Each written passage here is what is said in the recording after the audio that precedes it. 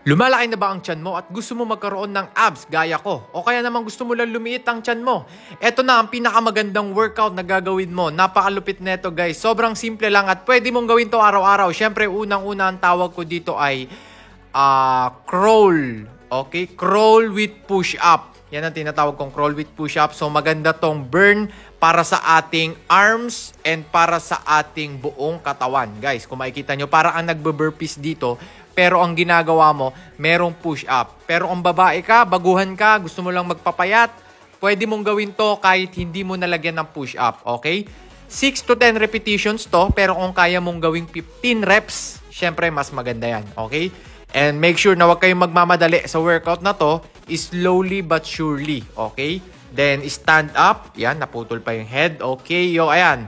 Yan, para kang ano dyan. Malupit talaga to guys. So, effective na effective to pang burn ng calories natin.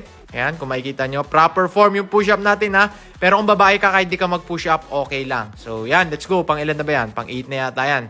Sobrang dami kong ginagawa dito. Kitang-kita nyo naman yung katawan ko dito. Talagang work hard kahit na busy tayo. Okay? So, syempre, after natin magpahinga ng 30 seconds, diretso tayo sa next workout. Ang tawag dito ay mountain climbers. Maganda to sa ating arms. Kung makikita nyo yung arms ko dito, talagang naka-steady yan. Okay, siya yung panghawak natin. Tapos, ang main target neto guys ay sa ating belly.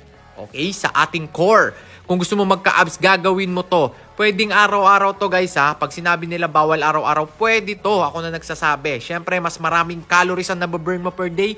Mas maganda yan. Okay, 30 repetitions to, 30 seconds, pwede rin. Okay, so nagpump na isang push-up. So medyo nakakapagod to. After nyan, pahinga ulit ng 30 seconds to 1 minute. Then, syempre yan, makikita mo dyan ang ating malupet na abs. Okay, yan, tinuturo ko. Okay, di pa na kontento, talagang tinanggal pa ang t-shirt na napakalupit. Sando pala, I mean. So, grabe yung abs, diba? Napakalupit ko talaga. Uy, pogi, Syempre, hindi pa dyan nagtatapos ang ating workout. Meron pa tayong huli. Ito na ang last workout natin. Ito ang tinatawag na killer workout.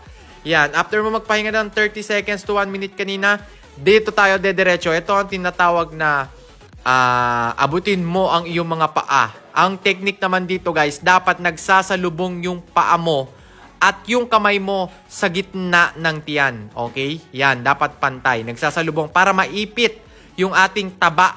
Tapos mababurn yan. Okay? Make sure na nagda-diet din kayo, syempre. Pero kung hindi ka nagda-diet, hindi mo kaya mag-diet, okay lang naman. Basta nag-workout ka. Mahalaga dito, syempre, healthy lifestyle. Okay? So, ayan, ang next natin dito ay ito ang tinatawag na abutin mo ulit ang iyong mga paa pero may twist dito dahil nakayuko ka. Ang target area naman nito guys sa ating labahan